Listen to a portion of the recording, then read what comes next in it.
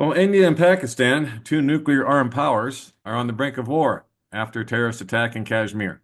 So here we go, guys. Once again, two nuclear powers ready to square off.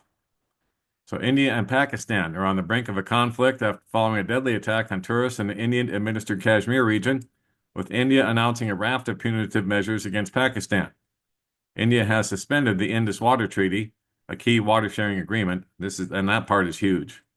That will definitely bring them to war if India cuts off the water to Pakistan. And they closed the main border crossing, while Pakistan has canceled visas for Indian nationals and suspended all trade with India. Both countries have accused each other of supporting the violence and have a history of mutual distrust and hostility over the disputed region of Kashmir.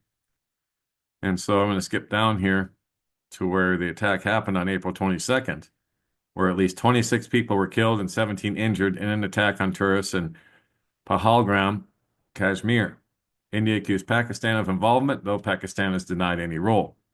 For historical context, India and Pakistan have fought two of their three wars over Kashmir, which is claimed in full by both but controlled in parts. Tensions have been exacerbated by mutual accusations of supporting violence and terrorism in the region.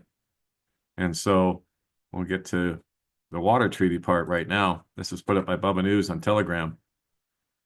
So in India and Pakistan, are they getting ready to war? Yes, they are. They're both nuclear armed, by the way. And so as we talked about, India has announced strong measures against Pakistan following yesterday's deadly terror attack against Hindu tourists. 26 were killed by Islamic terrorists from Pakistan. So India is canceling all visas for Pakistanis.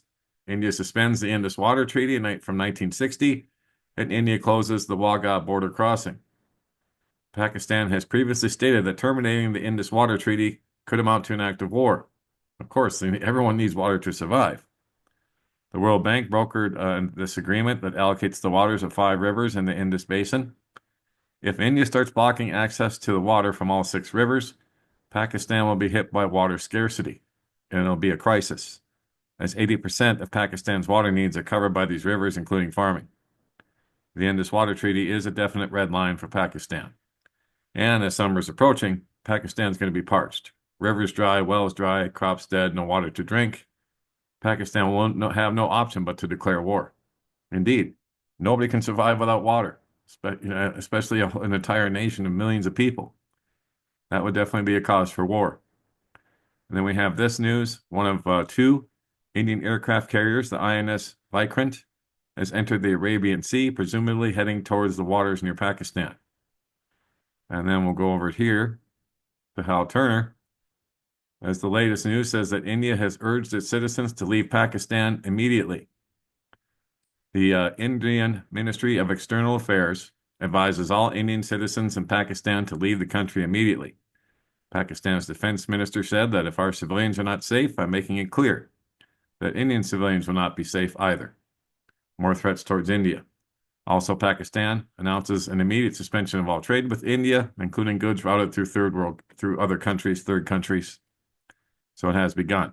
And like Hal says here, it's escalating very fast and seriously, far faster and worse than anything I recall in my 63 years on this earth. It looks to me like war is coming fast over there, and both countries have nukes, as we already pointed out. And then on this one, Pakistan retaliates against India and talks about use of force. So after this terrorist attack in Kashmir, India, which India blames on Pakistan, India cut ties with Pakistan and ejected Pakistanis from the country. Today, Pakistan retaliated. Their prime minister announced the following. Pakistani airspace is closed to all Indian and Indian-operated airlines effective immediately.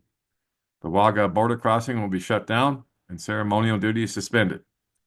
Pakistan suspends all SARC visas issued to Indian nationals, and all Indians currently in Pakistan with a SARC visa are instructed to leave within 48 hours.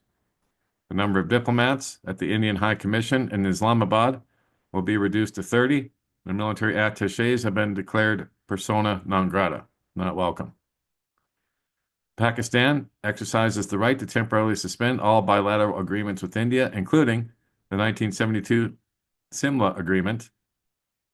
Pakistan states that any attempt at diverting the waters from the rivers in the Indus will be seen as an act of war, and will be responded to by force. As I already showed you from Telegram, the Indian Navy has ordered one of its two aircraft carriers, the INS Vikrant, to depart the Arabian Sea and head toward Pakistan. And that's it for now. But this is very serious as the world sits on the brink anyway. And now we have two nuclear powers squaring off, and they've been squaring off over Kashmir for a long time, as you can see. So I'll keep my eyes on things as always, but wow, there's a lot to keep our eyes on, guys. I'll be back with more later, I'm sure, God willing. God bless, take care. Johnny Storm, Don't Speak News.